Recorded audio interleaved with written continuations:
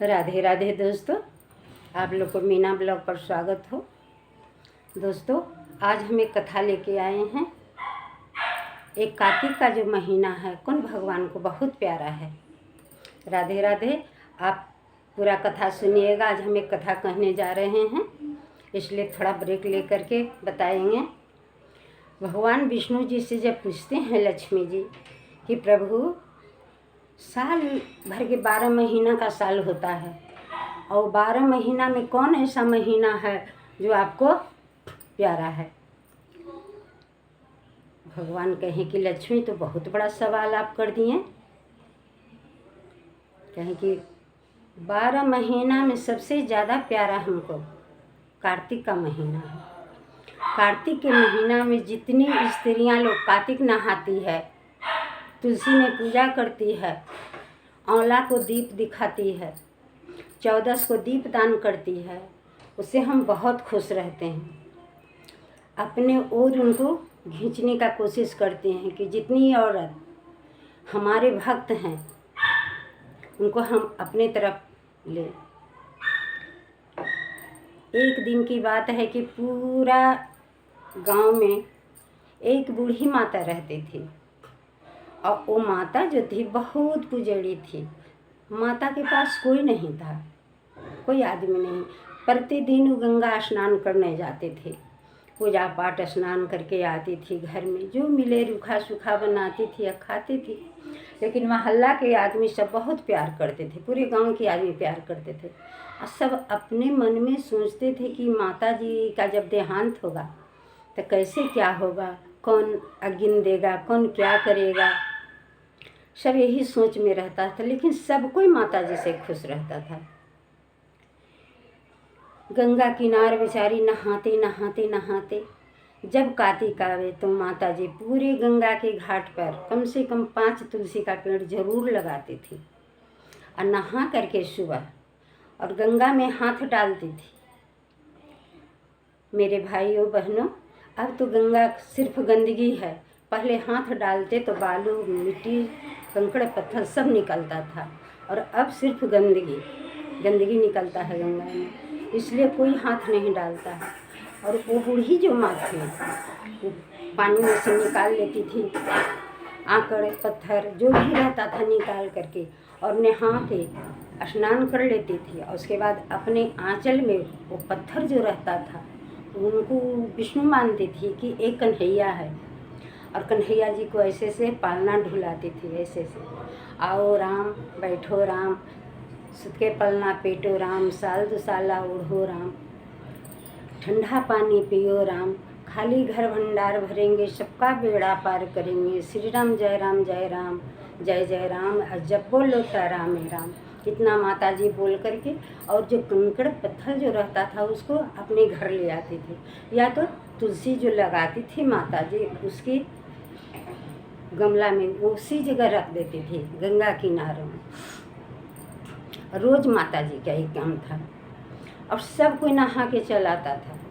और तब वो तुलसी माता को पूजा करती थी। बूढ़ी माँ जो थी बहुत पूजा, और तुलसी माता को वो पूजा करने के समय हाथ जोड़ करके कहती थी। आप लोग ध्यान से सुनिएगा, कहे कि बार बार हर कार्तिक में हम एक कहानी आप लोग को सुनाते हैं, लेकिन आप लोग ध्यान नहीं देते हैं। आप लोग कलम और कॉपी ले करके आप कमेंट में लिखिए कि हाँ दीदी, एक कथा हमको 1 बार सुनाइए, 2 बार सुनाइए, 4 बार सुनाइए, और उसको 2-2 लाइन रोज लिखिए। वो बूढ़ी माता तुलसी जी के पूजा वूजा करती थी खूब अच्छा से।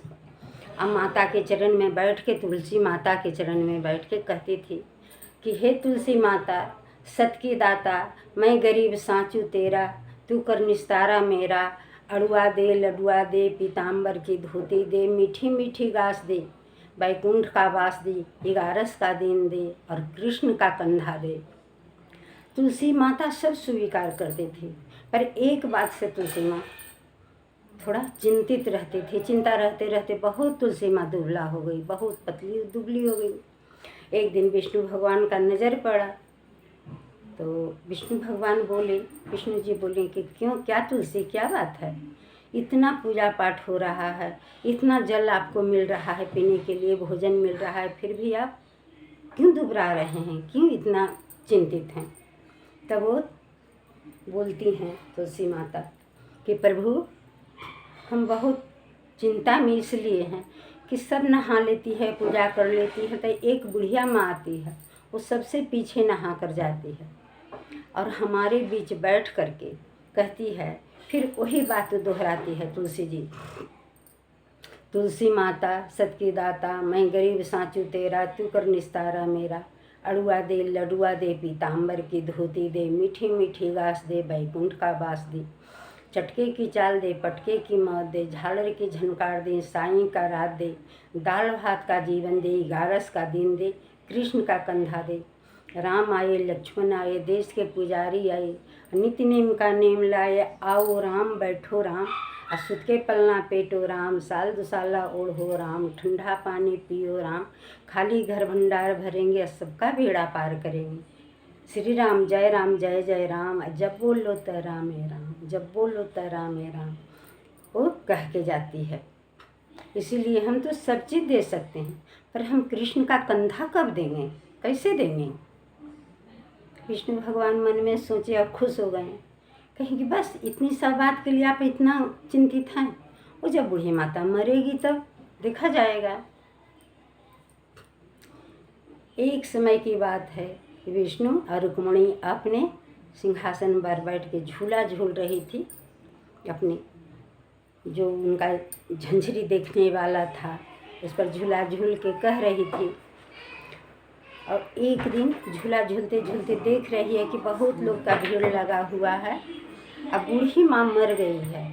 वो बूढ़ी माँ के मरने के बाद सारे गांव के आदमी पूरा सब सजा वजा के रख के कहा कि आप बूढ़ी माता मर गई, बहुत अच्छी थी माँ। और जब चाहता है सब कि हम अपना बहंगी उठाएं, रथ को रंथी को ले जाएं, इतना भारी माता जी हो जाती हैं कि किसी से नहीं उठ रही थी। बस सब कहने लगा कि हम लोग जानते थे कि बूढ़ी माँ बहुत अच्छी है, पूजा करती है, ये तो क्या करती थी भाई, इतना भारी हो गई है कि उठ नहीं रही है किसी से, अब हम क्या करें। इतने में भगवान जहाँ बैकुंठ में बैठे हुए थे, वो दिव्य दृष्टि देखते हैं तो देखते हैं कि बहुत भीड़ है, बूढ़ी माता मर गई है। वहाँ से छपित हो गए रुक्मिणी को छोड़ करके। अब रुक्मिणी दाएं बाएं देख रही है कि कहाँ विष्णु जी चले गए। विष्णु भगवान तो नीचे धरती पर आ गए हैं। देख रहे हैं एक ब्राह्मण का भेष धर के, धोती कुर्ता पहन के, और कहते हैं क्या भीड़ है बेटा, किस चीज़ का इतना भीड़ लगा हुआ है। तब सारे लोग कहते हैं कि देखिए ना बाबा, ये बूढ़ी माँ थी, इनका कोई नहीं परिवार था, अभी मर गई। इतना पूजा पाठ करती थी बाबा, लेकिन जब अब माँ को देहांत हो गया है, हम लोग ले जाना चाहते हैं शमशान घाट, इतना वजन है कि उठ नहीं रही है। विष्णु भगवान समझ गए कि माता जी कृष्ण के कंधा का आशा देख रही है।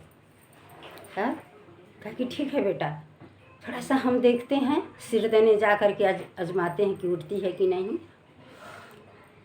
विष्णु भगवान जा कर के कान तर माता जी के वो पूरा बात कहती हैं कि उठो माँ, तुम्हारा कृष्ण का कंधा आ गया है, अब चलो अपने कृष्ण के कंधे पर। माता जी एकदम फूल की तरह हो जाती है और कहता है उठाओ बेटा, थोड़ा देखते हैं कि किस तरह माता जी पूजा कर रही हैं। और जब भगवान उठाएं तो कौन जान रहा है कि भगवान है। थोड़ा दूर आगे आगे चले हैं कंधा पर ले करके, और उसके बाद कहते हैं कि बेटा अब थोड़ा ले लो, मैं तो बूढ़ा हो चुका हूँ, मुझे से चला नहीं जा रहा है, इसलिए दे दिए। और सब आगे बढ़ा, वो अपना बैकुंठ आ गए। रुक्मिणी जी पूछती हैं कि आप कहाँ गए थे प्रभु इतना जल्दबाजी में। तब रुक्मिणी जी से सारा हाल बताते हैं कि एक बूढ़ी माँ थी, इस तरह से बोली थी, वो आशा देख रही थी कि कब मेरा कृष्ण का कंधा आएगा और हम कंधा पर भगवान के बैठ के जाएंगे। आज बूढ़ी माँ को हम पार लगा दिए कंधा दे करके। रुक्मिणी बहुत खुश हुई, कही प्रभु हर औरत के भाग में होवे कि विष्णु अपने कंधे पर ले जा करके उनको ग्रंथि को ले जाए। हमारा कब ऐसा होगा प्रभु? तो कहे रुक्मिणी आपको कंधा की ज़रूरत नहीं है रुक्मिणी, जब तक हम हैं, ये पूरा संसार है, दुनिया है और आप हैं, आपको कोई कंधा का ज़रूरत नहीं है। आप में तो सारी देवियाँ समाई हुई है, आप में कोई कंधा की ज़रूरत नहीं। सब कोई बूढ़ी माता को लाश उस जला करके आ गए, खुशीपूर्वक उनको काम श्राद्ध हो गया माता जी का। यहाँ कथा समाप्त होता है, अपने वाणी को विराम दे रहे हैं। आप लोग पूरा कथा सुनने का कोशिश कीजिएगा, जितनी बेटी बहू हैं, और रोज़ शाम में कपड़ा बदल करके एक दीपक तुलसी को ज़रूर जलाना चाहिए। जितनी बेटी बहू देख रहे हैं हमारा वीडियो, सब ये बात का रखिएगा। राधे राधे।